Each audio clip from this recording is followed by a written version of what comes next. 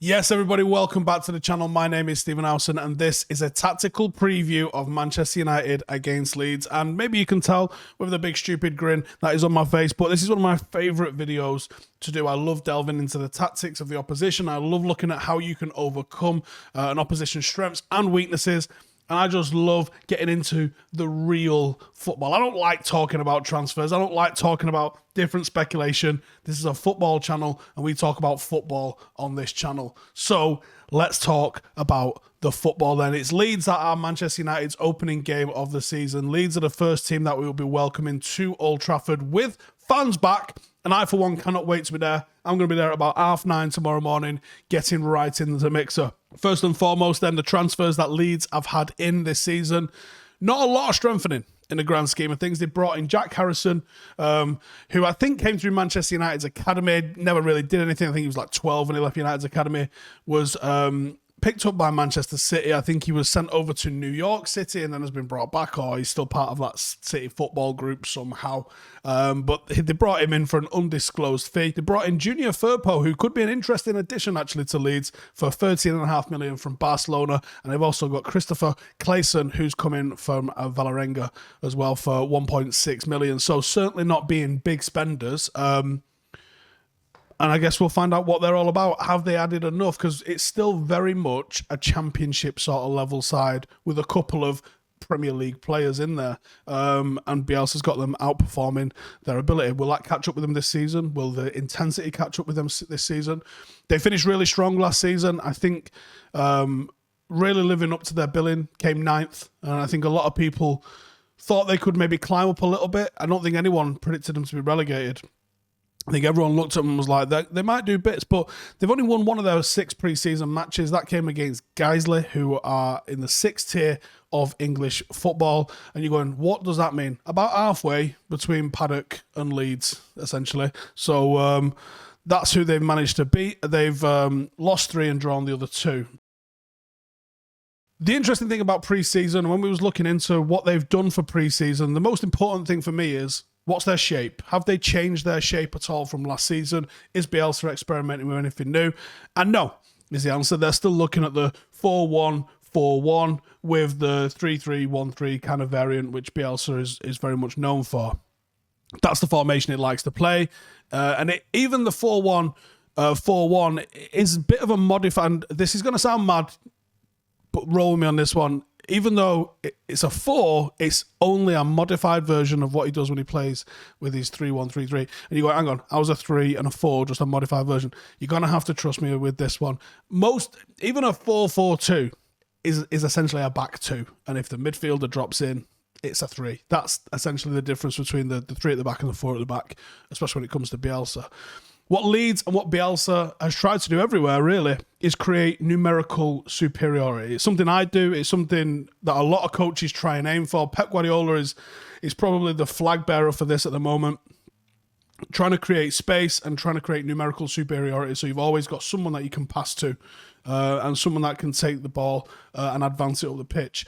The way Leeds do it and the way Bielsa does it with the 3-1-3 formation is he looks to just overload. Now, the flexibility that you get with the 3-3-1-3, or I'm just going to call it the Bielsa formation because I'm going to trip up by saying this too much. It's flexible and it's dynamic and it's fluid. And because of those things, it enables you to push a lot of numbers forward into attack, and it enables you to drop a lot of numbers back into defense, and it also enables you to squeeze in the middle. It's a great formation, but it's one that I wouldn't dare try in at our level because I don't have enough training hours to be able to get the players to fully understand it. If I switch from the 4-3-3 we usually play to even a 4-4-2 diamond, it throws people because they're just not used to this formation. There hasn't been enough training time for us to be able to implement this new formation.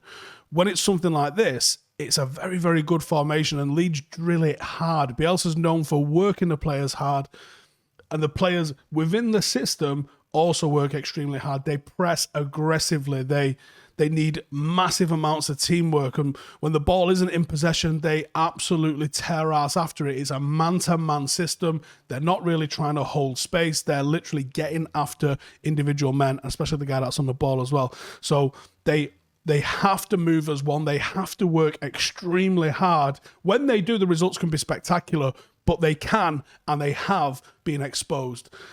Leeds are instructed to create space by opening up the passing lanes through midfield and attack. They do this with movement off the ball, and they do this with trying to always look forward in possession. Bielsa's really effective in using both the flanks and the centre of the pitch when it comes to creating the chances. His team play really fast passes. They like 1 and 2 touch, especially as it gets closer to the goal. They really try and speed that up, and they don't really give the opposition time to adjust themselves as they're moving forward in attack. And because of the sort of unnatural kind of shape or unusual sort of shape that you attack with, it often leaves defenses not knowing necessarily, is he mine or is he his? And this is where being very well set up really comes into play. In defence, Bielsa's team, they play high line pressing tactics. That's what he's done at Leeds. And the players don't focus on the cutting of the passing lanes. As I said earlier, they go man-to-man. All 10 outfield players are involved in pressurising the opposition to try and give the ball away. It's old-school style of defending, and it can be extremely effective, but it requires some serious intensity. Low block is not something that is in Bielsa's vocabulary. It's not a tactic that he plays. And for that reason, if you can isolate Leeds players 1v1, because it's think about what I'm saying, it's a man-to-man system. The way you overcome the man-to-man system is having someone that's extremely good on the ball. Now, if you've got a player that's got excellent movement and they're moving ahead of, let's say, a Bruno Fernandes, you can man-mark Bruno Fernandes, but if he's able to get a ball off to someone whose movement is excellent and can create a little bit of space, you're going to overcome. If you've got a winger, a Marcus Rashford, a Jadon Sancho, even a Dan James, as we found to be extremely effective, you can isolate someone and go past them. If you go past your man, now people are in space. And that is why Leeds have been found wanting. They don't have any opportunities to double up on attacking players and make things safer, because safe and low block aren't words that you'll see in a training ground under Bielsa. Starting 11 that I would fully expect them to be playing this weekend, then tomorrow. Ayling, Koch, Cooper, Firpo, Phillips, Rafinha, Dallas, Klitsch, Harrison, and of course Bamford, who is the star man. Patrick Bamford, he got 17 goals and 8 assists in 38 Premier League games last season, which is 25 goal involvements, which is certainly not to be sniffed at, especially in a team that wasn't setting it alight. And even though his goal-scoring output is impressive, he also had 21 big chances in the league, which is more than any other player, and 2 more than the nearest player, which was Mo Salah with 19. Bamford is the focal point for this Leeds team, and he's relatively complete in his style of play. He's an excellent forward, and he leads the line really well. He's got the athleticism to get in behind if and when you need him to, and he's also physically imposing enough to deal with even the biggest of centre-halves, hold up the ball, and be a threat in the air. He really is the complete sort of number 9. Technically, he's pretty good. I'm not saying he's fantastic, but he's still technically pretty good. He's a really good footballer. He's just a good footballer, and he's also a pivot to them in terms of linking the play. So he's the one that you've got to watch. He's quite elegant about how he does it. He's got a good left foot. He's actually very left-footed. He don't really bother touching it on his right foot. But he's a very good player, and one that United are going to have to contain if we're going to be successful in this game. Now, last season, Leeds averaged 57.6% possession, which is the 4th highest in the league, and they only had a below-average pass success rate of 79.8%, because they like to force the pass. Bielsa doesn't hold possession in any particular line. And if you're not sure what I'm saying about that, think about Liverpool. Think about Liverpool passing it around and slowly building it up. What you're going to see is that sort of horseshoe across the back 4. They like to play that along. They'll go up to Trent. They'll come back along the 2 centre-halves. They'll go up to the left-hand side. And they'll probe like that. They don't hold possession in their midfielders. Like when Manchester United was last our most successful, Michael Carrick would have 100, 115 passes in a game. He was the conductor of the orchestra. He was the one that was making the probes, bringing it back, knocking it out the other way. Real metronomic level of passing. Liverpool do that in their defence. Manchester City tend to hold it a little bit higher, and they will hold it with both the fullbacks but also the midfield, because the fullbacks are inverted and they come in and get in the mix like that. You'll see it at Chelsea. Jorginho will have hundreds and hundreds of passes. He's the conductor in that sort of orchestra. Leeds don't have that mentality when they get the ball. They get a lot of ball, Because they get a lot of ball, they attack, and they attack hard. And because they're attacking hard, it lessens their effectiveness. They're not as secure in their passing because they're not looking for the easy pass. They're not looking to retain possession. They're looking to attack.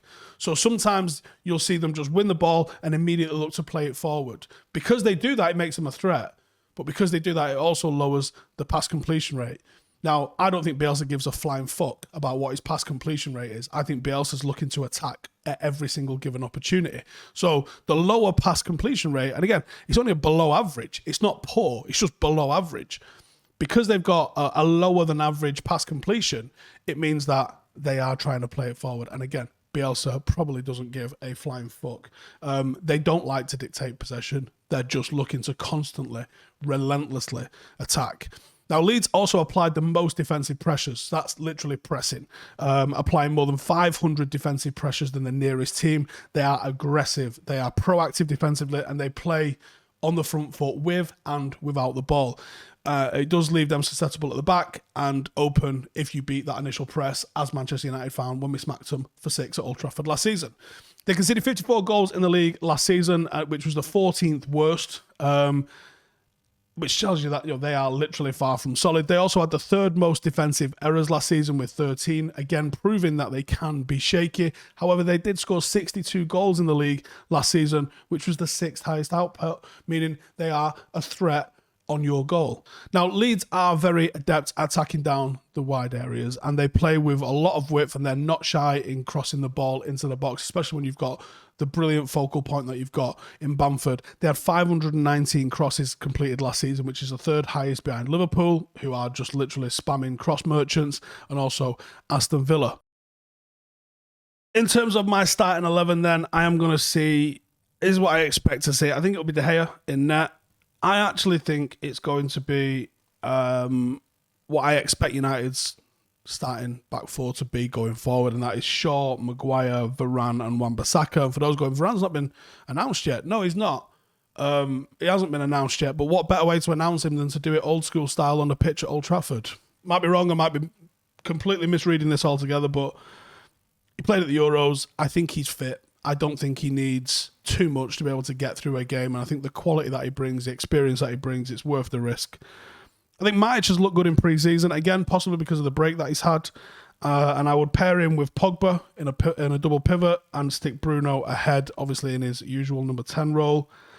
I think James on the left, Greenwood on the right, and Tony Marshall down the middle. I don't think Sancho plays. And I know he's obviously had the same sort of trip and that Shaw and Maguire have had. I think he comes off the bench. I obviously Cavani got back to Manchester this week. I'm not sure Cavani starts. I think he comes off the bench. And I think Sancho and Cavani, how good does that sound? Sancho and Cavani coming off the bench, I think that's going to happen. Obviously, Tellez is definitely out. Marcus Rashford is definitely out. Phil Jones, let's be honest, is probably out. There's a doubt over Dean Henderson. So I think this is the team. How do United beat this team then? Well, to me, it's quite simple. Because Leeds are adaptable in their style, and because you've got a football intellectualist almost, someone that's so tied into their own philosophy the way Bielsa is. I thought Bielsa was going to adjust after the thrashing that we gave them, and he did, and that's why it was a 0-0 in April following the absolute smashing that they got at Old Trafford. But still, every single thing about this Leeds team, Manchester United are the kryptonite for.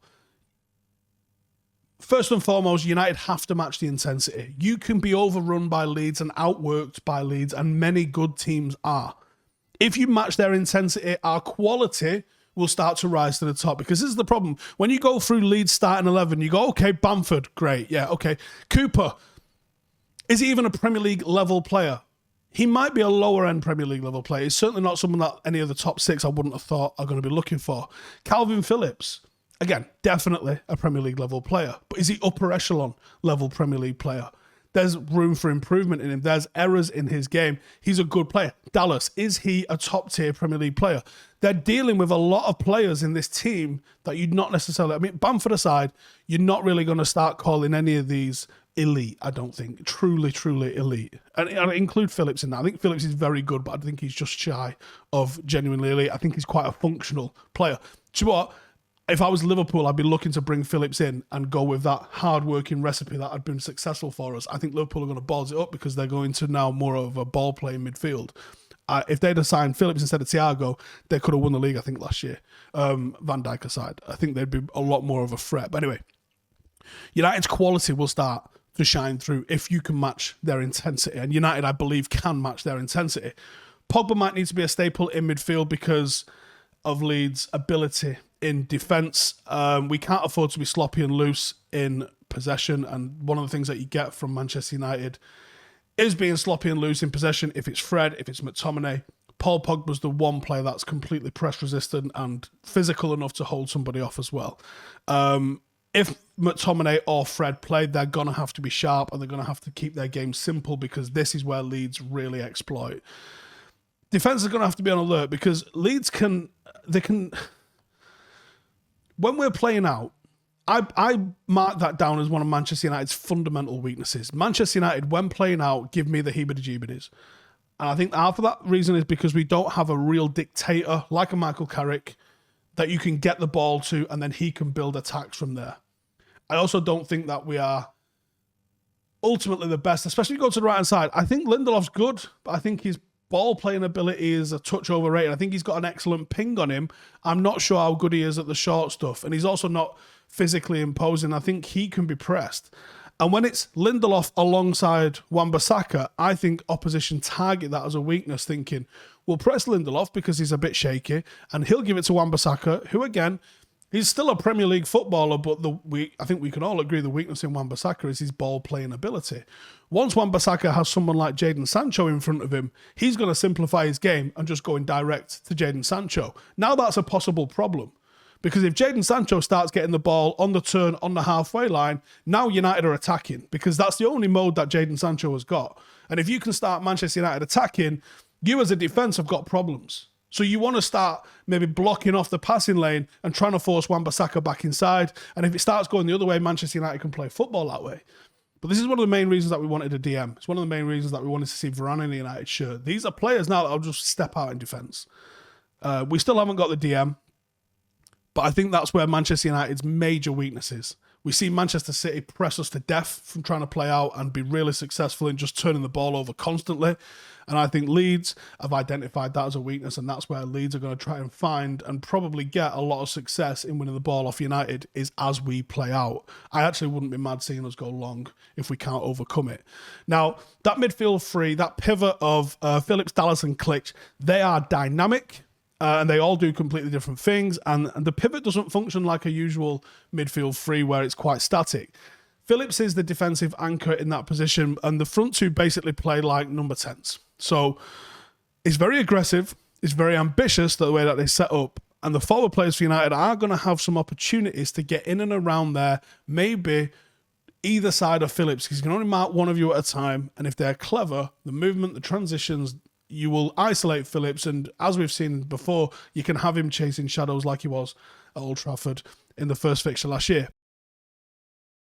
Once you bypass Calvin Phillips, the defensive line can become extremely disjointed as they try to figure out whether to stay in position or to go and engage. And that leaves gaps that can be exploited. Spaces in between the fullbacks and the transition are there all the time because they become extremely stretched. Wingers could have an absolute field day if they are proactive in their runs and their movements. And I think Leeds will give you the opportunities. It's on us to take them. The problem with United at the moment is I don't know who is going to be available. So I'm making my starting 11 predictions based on that and that alone. And honestly, I think they're also vulnerable at set pieces. Now you've got Maguire, Varane, Cavani, Pogba. You can hurt this team. As we've seen, they concede goals. They also score goals. I think it won't be 0-0. I think it'll be exciting. You've also got to wonder where Leeds are in their preparation versus United, having had probably a full pre-season, and we've got half our team back. Bruno will be absolutely key for Manchester United in this, and I think Greenwood could be the one to watch to open the scoring. I think he's looked quite sharp. Not 100% in pre-season, but I think he's someone that steps up to the challenge that's in front of him. I think he'll relish scoring it. I think that forward three from United is a little bit on the lightweight side. I don't think it's quite good as Rashford, Sancho and Cavani as a forward three. But but I think it's enough to maybe get the job done. This will be a tough game. Leeds are fully prepared in pre-season. They've had more players back. I think they're probably further in their preparation than Manchester United are, and I think they can make it a real test for us. So that's what I'm going for a starting 11. Let me know yours in the comments. Give us your score predictions, and I will see you in the next one. Laters. Hey, thank you for watching the video. If you are new around these parts, then don't forget to subscribe. My channel is proudly supported by my community on Patreon. If you'd like to get a little bit of extra content, a Discord group, meetups, five-a-side games, weekly podcasts, behind the scenes, and even an occasional bit of transfer news as and when I get it, then for the price of a pint, you can show your appreciation for the content that we make and get some goodies for doing so as well. Check the link in the description or click the button right here. You'll also find all of my socials here too if you want to follow me on any of those platforms. Nice one.